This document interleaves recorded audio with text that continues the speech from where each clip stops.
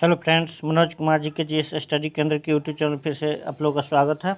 हम लोग देख रहे हैं घटना चक्र सामान्य अध्ययन, घटना चक्र जनरल स्टडी को देख रहे हैं। इसमें हम लोग पहले वीडियो में 15 क्वेश्चन तक देख लिए थे, क्वेश्चन नंबर 15 तक देख लिए थे। अब 16वां क्वेश्चन के देखेंगे। अभी 16वां क्वेश्चन से देखेंगे। 16वां क्वेश्चन में है, निम्न में से कौन सा सिंधु घाटी सभ्यता के एक बंदरगाह शहर माना जाता है? तो सिंधु घाटी शहर का बंदरगाह शहर था लोथल। लोथल सिंधु घाटी सभ्यता का बंदरगाह शहर था।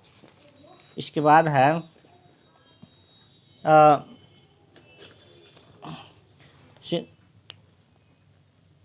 है सिंधु घाटी सभ्यता में कालीबंगा निम्नलिखित में से किसके लिए प्रसिद्ध है?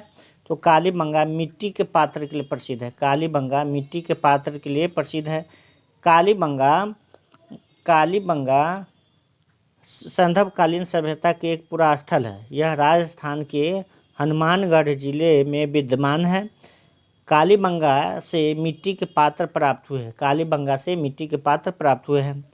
इसके बाद 18 नंबर क्वेश्चन है, सिंधु अर्थव्यवस्था की ताकत थी। सिंधु अर्थव्यवस्था की ताकत क्या थी? तो व्यापार। वहाँ व्यापार बड़े पैमाने पर होता था। सिंधु सभ्यता एक व्यापारिक एवं नगरीय सभ्यता थी। यह व्यापार प्रधान थी। अतः सिंधु अर्थव्यवस्था की ताकत व्यापार ही था। इसके अलावा अर्थव्यवस्था में कृषि एवं पशुपालन के भी योगदान था। कृषि एवं पशुपालन का भी योगदान था। इसके बाद है, निम्नलिखित में से कौन सी धातु हड़प्पा सभ्यता में नहीं पाई गई थी? तो लोहा हड़प्पा सभ्यता में नहीं पाई गई थी। लोहा हड़प्पा सभ्यता में नहीं पाई गई थी। हड़प्पा सभ्यता एक कांस्ययुग सभ्यता थी। यह कांस्ययुगीन सभ्यता थी। यहाँ से तांबा, कांसा, स्वर्ण और चांदी आदि धातुएं तो मिली हैं, परंतु लोहे की प्राप्ति नहीं हुई है। वस्तुतः हड़प्पा कालीन लोग लोहे से परिचित नहीं थे। भारत में लोहे का युग प्रारंभ उत्तर वैदिक काल मतलब लगभग 1000 ईस्वी पूर्व से माना जाता है। इसके बाद है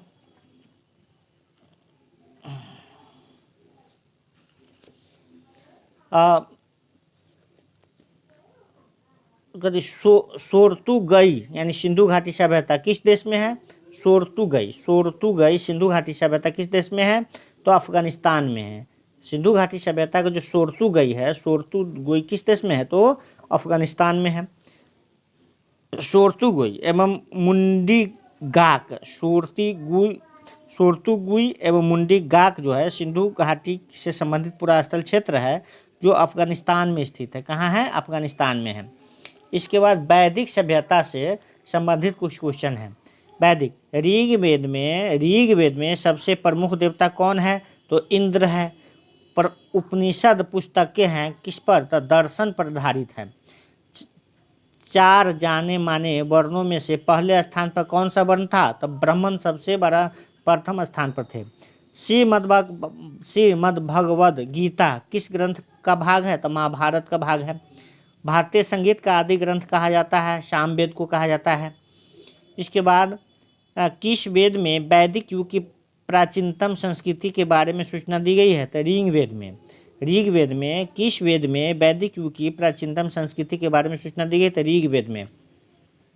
इसके बाद है, 4 वेदों में से सबसे पुराना वेद कौन सा है? 4 वेदों में सबसे पुराना वेद 4 वेदों में सबसे पुराना वेद कौन है? ऋग्वेद। इससे पहले देख रहे हैं यहाँ, जौ, गेहूँ, चावल तथा तंबाकू में से किस फसल का ज्ञान वैदिक काल के लोगों को नहीं था? तो तंबाकू का ज्ञान वैदिक काल के लोगों को नहीं था। मानव जाति की सबसे पुराना साहित्य विरासत कौन सी है? ऋग्वेद है। इसके बाद 4 वेदों में से सबसे पुराना वेद कौन सा है? तो ऋग्वेद है। प्राचीन भारत में लोगों के कितने वर्णों में विभाजित किया गया था? तो 4 वर्णों में विभाजित किया गया था। नचिकेता और यम के बीच सुप्रसिद्ध संवाद किस उपनिषद में उल्लिखित है? तो कठोपनिषद में है। कठोपनिषद नचिकेता और यम का जो संवाद है कहाँ है? कठोपनिषद में है। कठोपनिषद में है। इसके बाद है आयुर्वेद, यजुर्वेद, गंधर्ववेद तथा शिल्पवेद में से कौन सा उपवेद के अंतर्गत नहीं आता है? तो उपवेद के अंतर्गत यजुर्वेद नहीं आता है। बाकी आयुर्वेद गंधर्व वेद और शिल्प वेद जो है उपवेद है, लेकिन यजुर्वेद वेद है, यजुर्वेद जो है वेद है। वेद, उपनिषद, पुराण तथा धर्मसूत्र किस भाषा में लिखे गए? तो संस्कृत भाषा में लिखे गए। वेद, उपनिषद, पुराण तथा धर्मसूत्र किस भाषा में लिखे गए? तो संस्कृत भाषा में लिखे गए। इसका कौन सा वेद धार्मिक अनुष्ठानों से संबंध रखता है? तो यजुर्वेद जो है, यजुर्वेद धार्मिक अनुष्ठानों से संबंध रखता है। इसके उपनिषद क्या है? तो हिंदू दर्शन का स्रोत है। उपनिषद है हिंदू दर्शन का स्रोत, उपनिषद है हिंदू दर्शन का स्रोत, उपनिषद है। इसके बाद है वैदिक आर्यों का प्रमुख योजना थी। वैदिक आर्यों का प्रमुख योजना दूध और उसके उत्पाद, भोजन थी, योजना नहीं, सॉरी, योजना लिखा। वैदिक आर्यों का प्रमुख भोजन था कौन? दूध और इसके उत्पाद, दूध और दूध से बने हुए उत्पाद। इसके बाद है वैदिक आर्यों के भोजन में दूध, घी, दही आदि का प्रमुख महत्व स्थान था। ऋग्वेद में दूध में यव मतलब जौ डालकर क्षीर, पकोदन तथा दही में बनने वाले पनीर का उल्लेख मिलता है। जौ के सत्तू को दही में डालकर करम्भ नामक भोज्य पदार्थ तैयार किया जाता था। ऋग्वेद में चावल और नमक का उल्लेख नहीं है। ऋग्वेद में चावल और नमक का उल्लेख होता था कि नहीं होता था, इसका कोई उल्लेख नहीं है। इसके बाद है निम्नलिखित में से कौन सा अन्न मनुष्य द्वारा सबसे पहले प्रयोग होने वाले में से था? तो सबसे पहले जौ, जिसको यव भी कहा जाता है, सबसे पहले जौ मनुष्य के द्वारा प्रयोग किया गया, खाने के रूप में प्रयोग किया गया। मनुष्य द्वारा सर्वप्रथम जौ या यव प्रयोग करने के साक्ष्य प्राप्त होते हैं, मतलब सबसे पहले जौ का प्रयोग किया था। वैदिक लोगों द्वारा किस धातु का प्रयोग पहले किया गया था? तो वैदिक लोगों द्वारा सबसे पहले तांबा धातु का प्रयोग किया गया था। किस धातु का? तो तांबा धातु का प्रयोग किया गया। और ऋग्वैदिक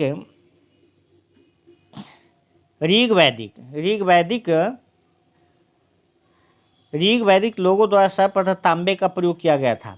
ऋग्वेद में अयस नामक धातु का उल्लेख है। किस में? अयस नामक धातु का उल्लेख है, किंतु इसकी पहचान संदिग्ध है। इसकी पहचान संदिग्ध मतलब क्या था, अयस क्या था, उसकी पहचान नहीं हो पाया है। कुछ विद्वान इसे तांबा, कांसा या लोहा बताते हैं, किंतु ऋग्वैदिक आर्य लोहे से परिचित नहीं थे। वेद शब्द का अर्थ क्या होता है? तो वेद शब्द का अर्थ ज्ञान होता है। वेद शब्द का अर्थ क्या होता है? ज्ञान होता है। वेद शब्द का अर्थ क्या होता है? तो ज्ञान होता है वेद का अर्थ। इसके बाद है किन तीन वेदों को संयुक्त से वेद त्रय कहा गया है? किन तीन वेदों को संयुक्त से वेद त्रय कहा गया है? तो ऋग्वेद, सामवेद और यजुर्वेद को वेदत्रय में रखा गया है। ऋग्वेद, सामवेद, यजुर्वेद को वेदत्रय में रखा गया है। अथर्ववेद को वेदत्रय में नहीं रखा गया है। इसकी जैसे ऋग्वेद, यजुर्वेद और सामवेद को वेदत्रय या त्रय में कहा जाता है। आर्य सभ्यता में मनुष्य के जीवन के आयु के आरोही क्रमानुसार निम्नलिखित चरणों में से कौन सा विकल्प सही है? तो पहले ब्रह्मचर्य जीवन, फिर गृहस्थ जीवन, फिर वानप्रस्थ जीवन, फिर संन्यास जीवन है। इसके बाद है इसमें लिखा है हिंदू धर्म में मानव जीवन को 4 अवस्थाओं में विभाजित कर आश्रम व्यवस्था का प्रावधान किया गया है। हिंदू धर्मशास्त्र मनुष्य की आयु 100 वर्ष मानकर प्रत्येक आश्रम के लिए नियमित 25-25 वर्ष की अवधि निर्धारित किया गया है। जैसे ब्रह्मचर्य के लिए आरंभिक अवस्था में 25 वर्ष तक, गृहस्थ के लिए 25 वर्ष से 50 वर्ष तक, वानप्रस्थ के लिए 50 वर्ष से 75 वर्ष तक, तो संन्यास के लिए 75 वर्ष से 100 वर्ष तक। जवालोपनिषद में सर्वप्रथम चारों आश्रमों का उल्लेख मिलता है। कहाँ मिलता है? चारों आश्रमों का उल्लेख कहाँ मिलता है? जवालोपनिषद में। जवालोपनिषद में चारों आश्रमों का उल्लेख सर्वप्रथम मिलता है। इसके बाद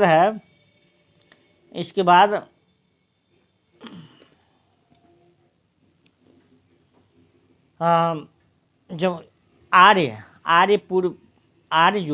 और आर्य पूर्वों के साथ अपने संघर्षों में सफल रहे, क्योंकि उन्होंने घोड़ों द्वारा चलाए जा रहे रथों का प्रयोग किया, जो घोड़े से चल रहा था उसका प्रयोग किया था। क्वेश्चन है आर्य, आर्य और आर्य पूर्व के साथ, आर्य पूर्वों के साथ मतलब पुरखों के साथ अपने संघर्षों में सफल रहे क्योंकि उन्होंने घोड़ों द्वारा चलाए जा रहे रथों का प्रयोग किया, रथों का प्रयोग किया। आर्य, आर्य पूर्वों के साथ अपने संघर्षों में सफल रहे, इसका प्रमुख कारण उन्होंने घोड़ों द्वारा चलाए जा रहे रथों का प्रयोग किया, घोड़ों द्वारा चलाए जा रहे रथों का प्रयोग किया। इसके बाद है आरंभिक वैदिक काल में वर्ण व्यवस्था आधारित थी, वर्ण व्यवस्था व्यवसाय पर आधारित थी, व्यवसाय पर, किस पर, तो व्यवसाय पर आधारित थी, आरंभिक वर्ण व्यवस्था व्यवसाय पर आधारित थी। इसके बाद है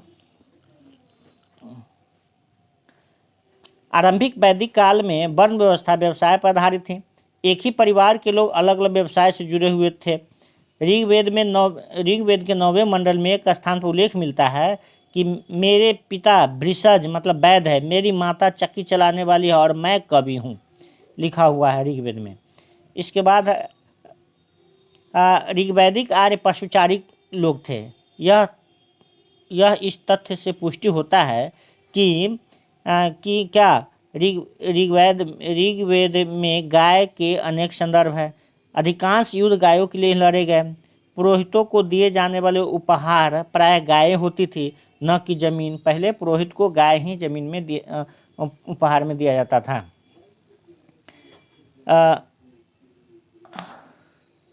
इसके बाद है ऋग्वेद में गाय की इतनी चर्चा है कि ऋग्वैदिक आर्यों का मुख्य रूप से पशुचारक कहा जा सकता है। गाय का 176 बार उल्लेख मिलता है, किसमें, ऋग्वेद में। उनके अधिकांश युद्ध गाय को लेकर ही हुए। ऋग्वेद में युद्ध का पर्याय गविष्टि है। गाय सबसे उत्तम धन मानी जाती थी। जहाँ कहीं पुरोहितों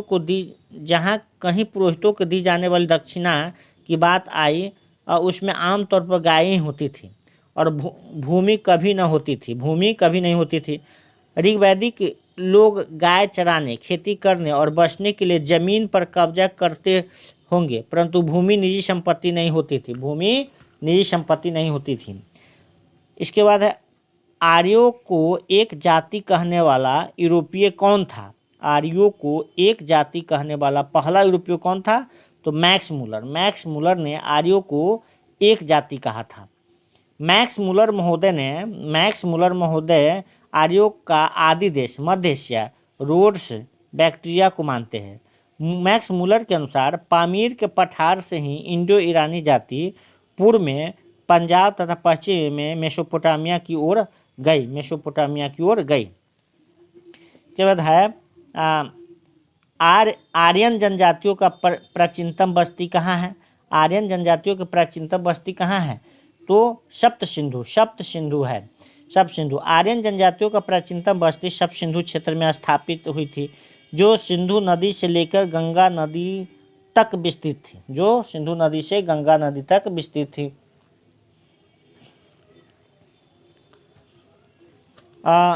निम्नलिखित में से कौन सी जनजातीय सभा समान रूप से जनजातीय सरदार यानी मुखिया के चुनाव में शामिल होती थी, तो समिति जो थी मुखिया के चुनाव में शामिल होती थी। ऋग्वेद में समिति का 9 बार उल्लेख मिलता है।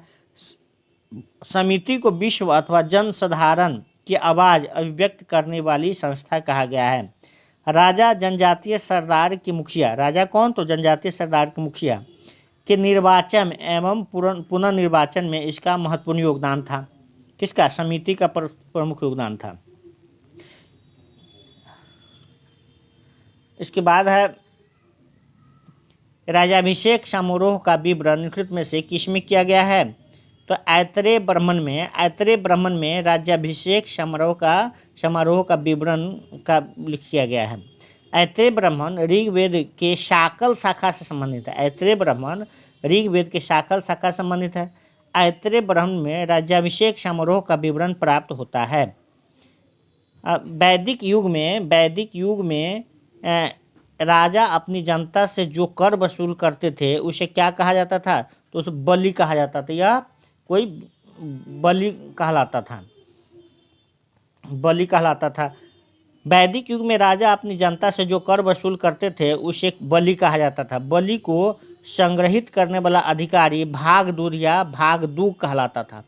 बलि को संग्रहित करने वाला अधिकारी भागदूध या भागदूग कहलाता था, जबकि संग्रहीता कोषाध्यक्ष का कार्य संभालते थे। संग्रहीता जो होता था कोषाध्यक्ष का कार्य संभालते थे। गायत्री मंत्र, प्रसिद्ध गायत्री मंत्र कहाँ से लिया गया है? तो ऋग्वेद से लिया गया, ऋग्वेद से लिया गया है। प्रसिद्ध गायत्री मंत्र ऋग्वेद के तृतीय मंडल से लिया गया है। यह मंत्र जो है सूर्य देव को समर्पित है। गायत्री मंत्र किसको समर्पित है? तो सूर्य देव को समर्पित है। गायत्री मंत्र कहाँ से? ऋग्वेद के तृतीय मंडल से लिया गया, ऋग्वेद के तृतीय मंडल से गायत्री मंत्र को लिया गया है। भारतीय प्रतीक पर उत्कीर्ण सत्यमेव जयते लिया गया है। कहाँ से लिया गया है? तो मुंडक उपनिषद से लिया गया, मुंडक उपनिषद से लिया गया है। भारतीय प्रतीक पर उत्कीर्ण सत्यमेव जयते कहाँ से लिया गया है? तो मुंडक उपनिषद से लिया गया है। भारतीय प्रतीक मतलब राज चिन्ह पर उत्कीर्ण सत्यमेव जयते मुंडक उपनिषद से लिया गया है। कहाँ से लिया गया? मुंडक उपनिषद से लिया गया है। इसका अर्थ है सत्य की ही विजय होती है। सत्यमेव जयते मतलब सत्य की ही विजय होती है। क्या निम्न में से किस विदुषी ने वाद विवाद में अजय याज्ञवल्क्य को चुनौती दी थी? तो गार्गी ने वाद विवाद में अजय याज्ञवल्क्य को चुनौती दी थी। याज्ञवल्क्य को गार्गी द्वारा चुनौती दी गई थी। याज्ञवल्क्य गार्गी संवाद का उल्लेख बृहदारण्य उपनिषद में मिलता है। बृहदारण्य उपनिषद में क्या मिलता है? तो याज्ञवल्क्य गार्गी संवाद, याज्ञवल्क्य गार्गी संवाद कहाँ मिलता है? तो बृहदारण्य उपनिषद में मिलता है। प्राचीन भारत में निम्नलिखित में से किस विवाह को विधि सम्मत नहीं माना गया है? तो गंधर्व विवाह, जिसको प्रेम विवाह कहा गया है। गंधर्व विवाह को विधि सम्मत मतलब नियम पूर्वक विवाह नहीं माना गया है। हिंदू धर्म में विवाह को 16 संस्कारों में से एक संस्कार माना गया है। प्राचीन भारत में विवाह के 8 प्रकार बताए गए हैं। ब्राह्मण विवाह, दैव विवाह, आर्ष विवाह, प्रजापत्य विवाह, गंधर्व विवाह, आसुर विवाह, राक्षस विवाह और पैशाच विवाह। इन विवाहों में ब्राह्मण विवाह, दैव विवाह में आर्ष विवाह को ही विधि सम्मत बताया गया है।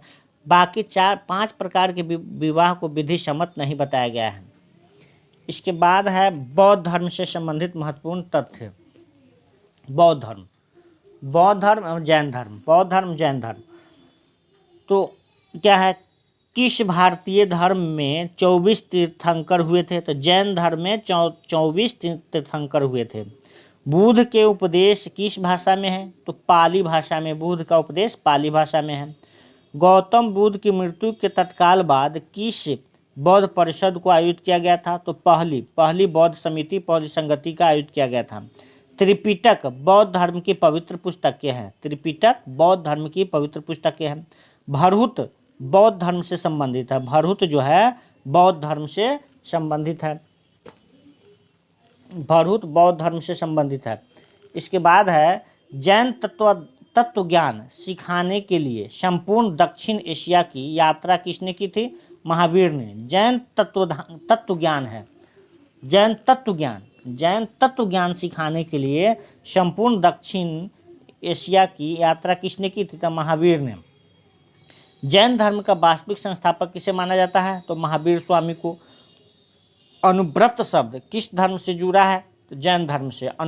अनुव्रत शब्द किस धर्म से जुड़ा है? तो जैन धर्म से। जैन साहित्य को आगम भी कहा जाता है। जैन साहित्य को आगम भी कहा जाता है। शैववाद किस धर्म का मूल आधार था? तो जैन धर्म का। शैववाद किस धर्म का मूल आधार था? तो जैन धर्म का। बुद्ध का जन्म लुम्बिनी में हुआ था। बुद्ध का जन्म कहाँ हुआ था? लुम्बिनी में हुआ था। धमेख स्तूप किस स्थान पर स्थित है? सारनाथ में। धमेख स्तूप किस स्थान में स्थित है? सारनाथ में है।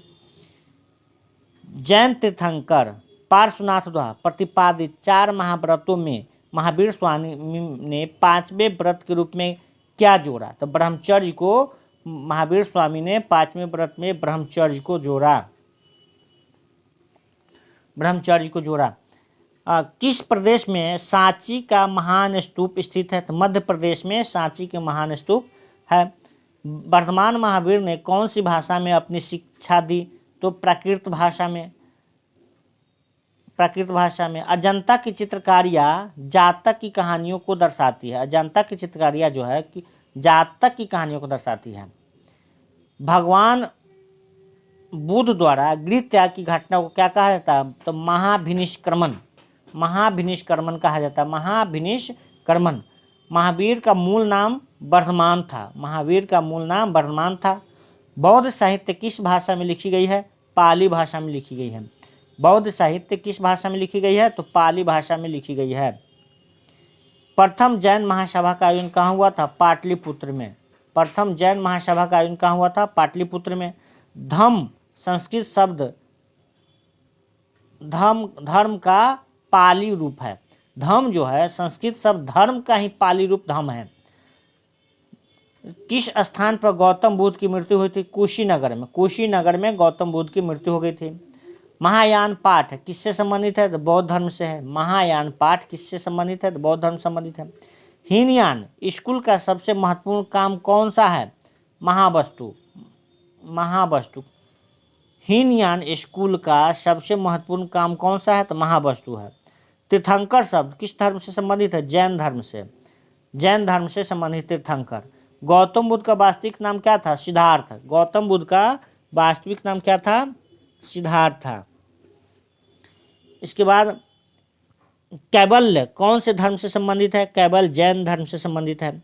जैनियों द्वारा अपने पवित्र ग्रंथों के लिए सामूहिक रूप से किस शब्द का प्रयोग किया जाता है? तो अंग जिसे आगम भी कहते हैं, इसको आगम भी कहा जाता है। माउंट आबू स्थित मशहूर दिलवारा मंदिर निम्नलिखित में से किस समुदाय का पवित्र तीर्थ स्थल है? तो जैन का। माउंट आबू पर जो पवित्र स्थल है और जैन धर्म के लिए है। दिलवारा के चालुक्य मंदिर जो है जैन मंदिर है, कहाँ स्थित है? राजस्थान में है। दिलवारा के चालुक्य मंदिर जो है, जो कि जैन मंदिर है, कहाँ स्थित है? तो राजस्थान में है। इसका प्रथम बौद्ध परिषद कहाँ आयोजित हुई थी? राजगृह में। प्रथम बौद्ध संगति परिषद कहाँ आयोजित हुई थी? तो राजगृह में। अजातशत्रु के शासनकाल में 483 ईस्वी पूर्व में प्रथम बौद्ध संगति का आयोजन किया गया था।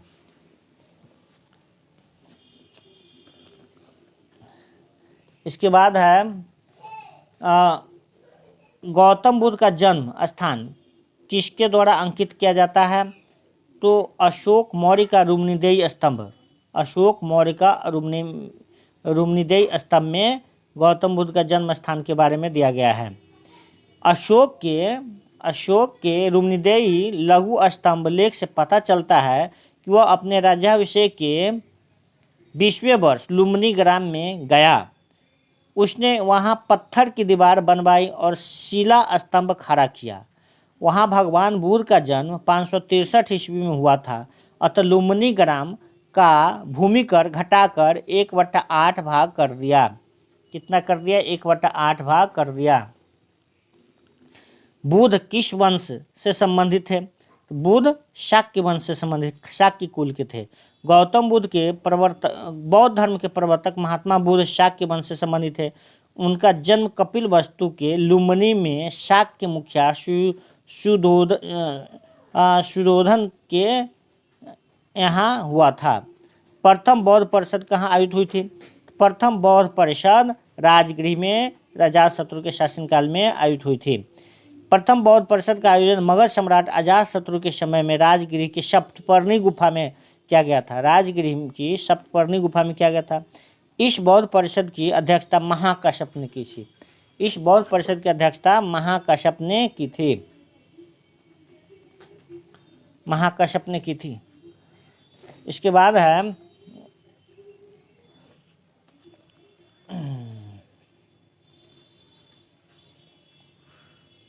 पांचवी बौद्ध परिषद का आयोजन राजा मिंडन के, कहीं भिंडन भी लिखा रहता है, मिंडन के संरक्षण में वर्ष 1871 ईस्वी में मांडली बर्मा आधुनिक जो म्यांमार है में किया गया था।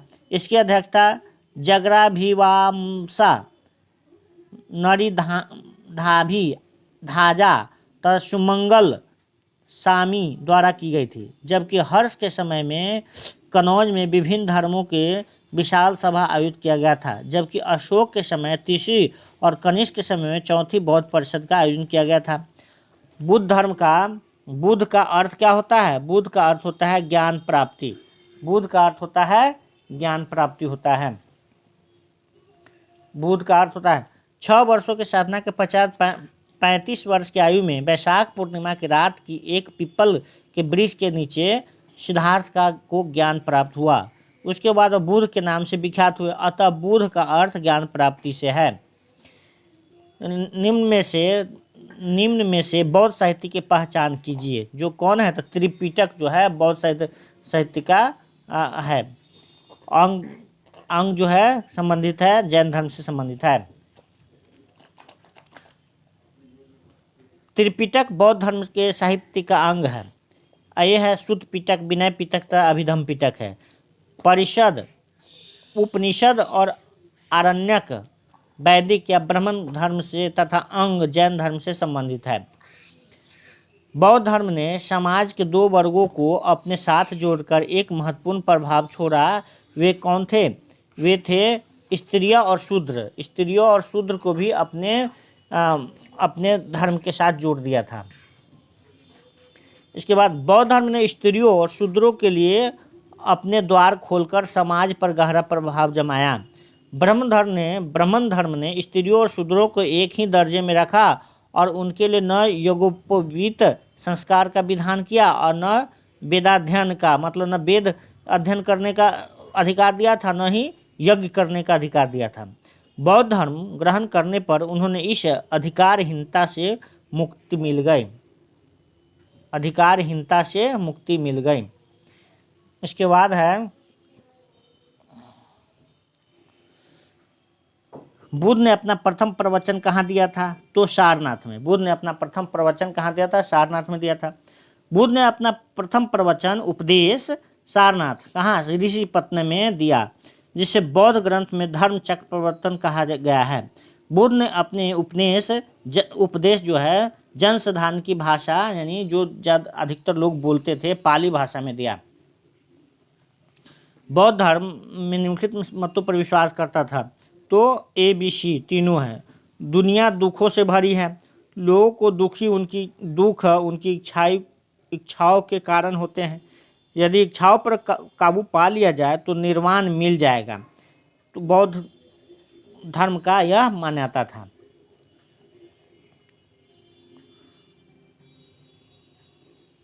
बौद्ध धर्म अनिश्वरवादी और अनात्मवादी है।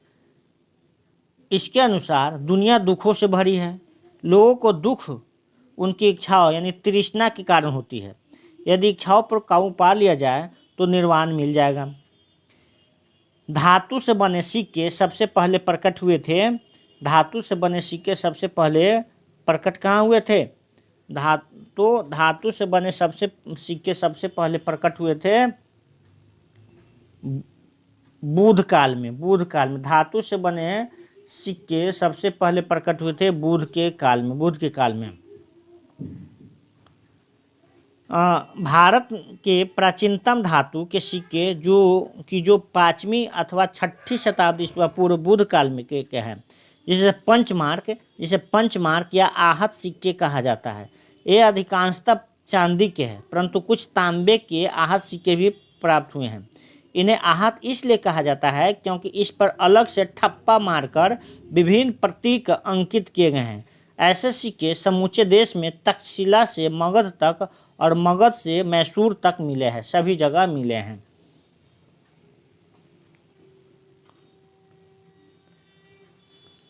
प्रारंभिक बौद्ध धर्म ग्रंथों की रचना किसमें की गई? तो पाली पाठ में।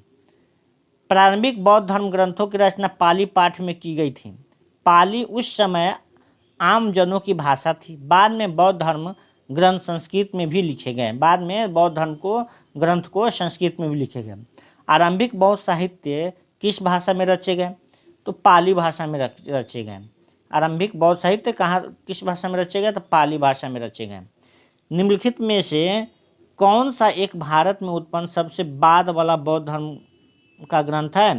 तो वाम साथ पाकसीनी, वामसाथ पाकसीनी निम्नलिखित में से कौन सा भारत में उत्पन्न सबसे बाद वाला बौद्ध धर्म का ग्रंथ है? तो वामसाथ पाकसीनी उसका नाम है। उपयुक्त विकल्पों में से भारत में रचित सबसे बाद में बौद्ध धर्म ग्रंथ वामसाथ पाकसीनी था। इसकी रचना 10वीं शताब्दी में हुई थी। 10वीं शताब्दी में इसकी रचना हुई थी। बौद्ध धर्म में बुल का संबंध बुद्ध के जीवन के किस घटना से है? बुल मतलब सांड, तो क्या यह जन्म से संबंधित है? जन्म से संबंधित है। कमल व सांड को संबंध बुद्ध के जन्म से, घोड़ा संबंधित है गृह त्याग से, पीपल जो है यानी बोध वृक्ष पीपल वो ज्ञान से संबंधित है, पद चिन्ह जो है निर्वाण से संबंधित है, एवं स्तूप का निर्माण मृत्यु से संबंधित है। इसके बाद बुद्ध को प्रबोध कहाँ प्राप्त हुआ था? तो बोधगया में। प्रबोध मतलब ज्ञान प्राप्त कहाँ हुआ था? तो बोधगया में। बुद्ध को ज्ञान यानी प्रबोध बोधगया में प्राप्त हुआ था।